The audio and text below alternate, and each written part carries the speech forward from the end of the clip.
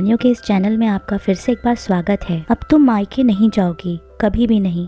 घर में रहो और अपना घर संभालो। अब इस मुद्दे पर मैं दोबारा कोई बात नहीं करना चाहता।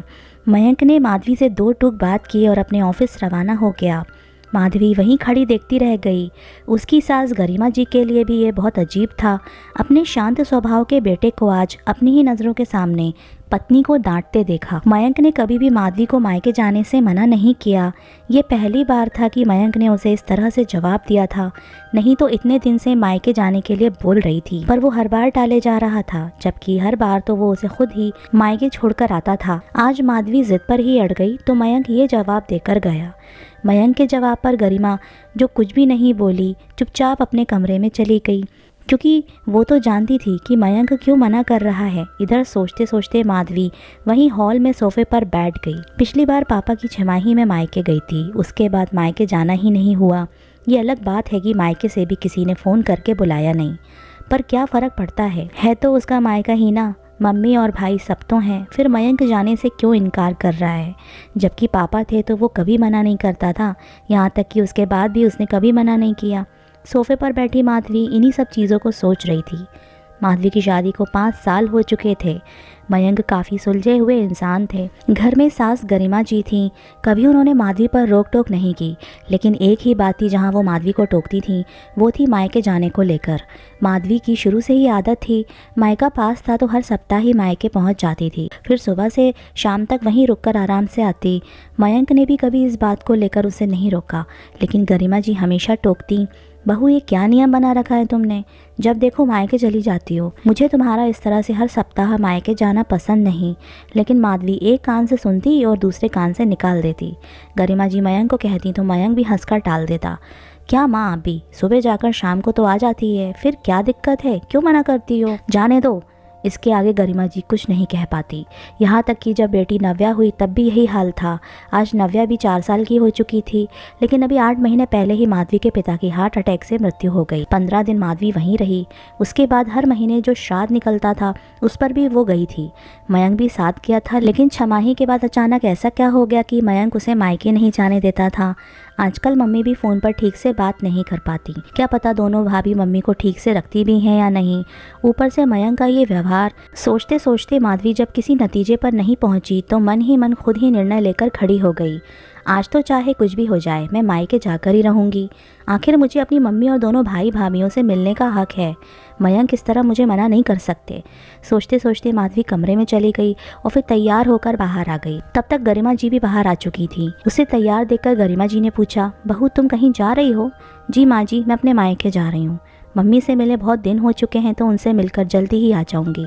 नव्या के आने से पहले ही आने की कोशिश करूंगी। नहीं हो पाया तो आप नव्या को खाना खिला दीजिएगा। कहकर माधवी बाहर की तरफ मुड़ी ही थी कि गरिमा जी ने रोक दिया। बहू तुम अब मायके नहीं जाओगी। सुबह मयंक ने मना किया था तुम्हें, फिर क्यों जा रही हो? गरिमा जी की बात सुनकर माधवी खड़ी रह गई। फिर हिम्मत करके बोली, माँ जी मेरी मम्मी पर दुखों का पहाड़ टूटा है। उन्होंने अपना जीवन साथी खोया है। हम लोग उसकी भरपाई नहीं कर सकते, लेकिन कम से कम मैं अपनी मम्मी से मिलकर तो आ सकती हूँ। उन्हें थोड़ी तसल्ली तो दे सकती हूँ। बेटी हूँ उनकी, क्या इतना सा भी मेरा हक नहीं है?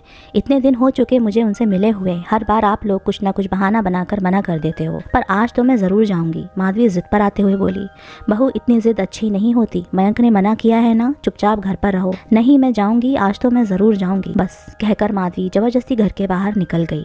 इधर गरिमा जी को कुछ भी समझ में नहीं आया तो उन्होंने मयंक को फ़ोन लगा दिया और ये बता दिया कि माधवी ज़बरदस्ती मायके रवाना हो गई है। ठीक है माँ, मैं देखता हूँ, कहकर मयंक ने फ़ोन रख दिया।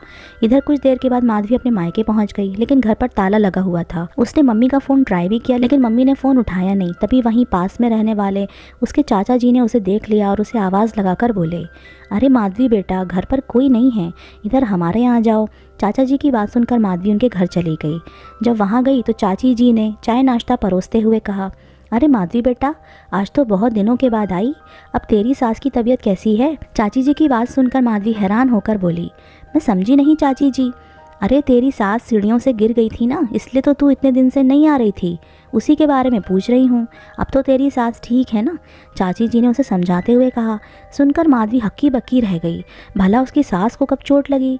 आपको किसने कहा चाची जी कि मेरी सास को चोट लग गई है? मैंने तो कुछ बोला ही नहीं, माधवी हैरान होते हुए बोली।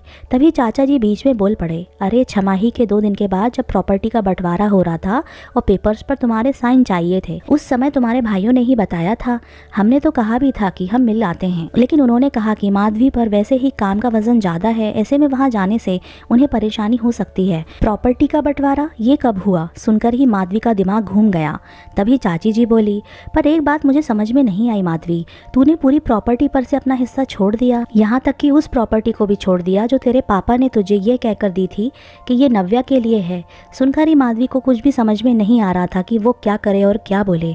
तभी चाचा जी का बेटा वरुण कमरे में आ गया और माधवी को देखकर चुपचाप खड़ा रह गया। यह देखकर चाची जी बोली, अरे वरुण, माधवी आई है, हमेशा तो इसे देखकर खूब हंसी मजाक करता है, आज चुपचाप क्यों खड़ा हो गया? तभी माधवी बोली, चाचा जी मैं चलती हूँ, नव्या के आने का समय हो गया है, माँ जी उसे संभाल नहीं पाएंगी। कहकर वो बाहर आने लगी तो वरुण बोला, रुको माधवी, मैं भी तुम्हें बाहर ऑटो स्टैंड तक छोड़ देता हूँ। कहकर वरुण उसके साथ ही बाहर आ गया और दोनों वहाँ से पैदल ही ऑटो स्टैंड के लिए निकल गए। ऑटो स्टैंड पर पहुंचने के बाद उससे बोला, माधवी तुम यहाँ क्या कर रही हो? मुझे तो लगा था कि अब तुम मायके ही नहीं आओगी। आखिर तुम्हारे परिवार वालों ने तुम्हारे साथ कितना गंदा व्यवहार किया है। मयंक जी तो बहुत गुस्सा हो रहे थे, यहाँ तक कि तुम्हारे घर पर आकर लड़कर भी गए थे। आखिर तुम्हारे जीते जी तुम्हारे परिवार वालों ने तुम्हारा डेथ सर्टिफिकेट तक, छी, मैं तो ये बात अपने मम्मी पापा को तक नहीं बता पाया, पर यकीन नहीं होता कि ताई जी ने भी उनका साथ दिया अपनी ही बेटी को। कहते कहते वरुण चुप हो गया। उसकी बात सुनकर माधवी के पैरों तले ज़मीन खिसक गई। तभी वरुण बोला, आज शायद ज़मीन के रजिस्ट्रेशन के लिए गए होंगे, इसलिए घर पर कोई नहीं है। अब माधवी को समझ में आ रहा था कि मयंक उसे मायके आने के लिए क्यों मना कर रहा था, और इसलिए आजकल उसकी मम्मी भी फ़ोन पर उससे ज़्यादा बात नहीं करती थी। बस फ़ोन उठाते ही उन्हें फ़ोन रखने की जल्दी होती है।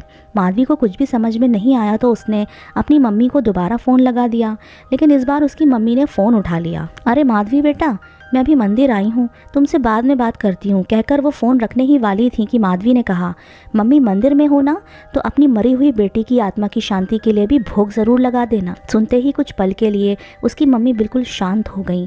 फिर जब दोनों तरफ ही मौन हो गया तो उसकी मम्मी बोली, देख बेटा, मैं मेरे दोनों बेटों के नाम प्रॉपर्टी कर रही हूँ। आखिर तुझे प्रॉपर्टी देने का क्या फ़ायदा? प्रॉपर्टी तो तेरे साथ ही ससुराल चली जाएगी। आगे चलकर तेरे भैया को तेरे बच्चों की शादी में भात तो देना ही पड़ेगा ना। ऊपर से मेरी सारी जिम्मेदारी भी तो बेटे ही उठाएंगे। पर तू फिक्र मत कर, तुझे भी कुछ ना कुछ तो मैं ज़रूर दूंगी। मुझे आपका कुछ भी नहीं चाहिए, आप रखिए अपनी प्रॉपर्टी को। जिस माँ के लिए उसकी बेटी ही मर गई, उसकी प्रॉपर्टी का मैं क्या करूंगी? कहकर माधवी ने गुस्से में फ़ोन रख दिया और वहीं रोड पर रोने लगी।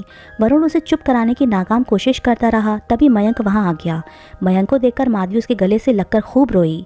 तब मयंक ने कहा, बस इसलिए मैं तुम्हें आने नहीं देना चाहता था, नहीं चाहता था कि तुम्हें ये बात पता चले।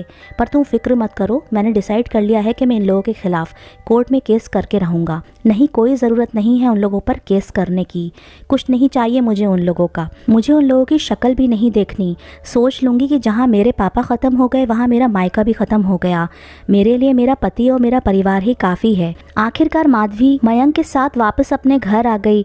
वह दिन था और आज का दिन है। माधवी कभी मायके नहीं गई। उसकी मम्मी ने आकर उसे मनाने की कोशिश भी की, लेकिन माधवी ने हमेशा के लिए हाथ जोड़ दिए। तो दोस्तों, कैसी लगी आपको हमारी ये कहानी? अगर हमारी कहानियाँ आपको पसंद हैं तो हमारे चैनल को सब्सक्राइब और शेयर करना ना भूलिएगा। तो मिलते हैं दोस्तों अगली कहानी में।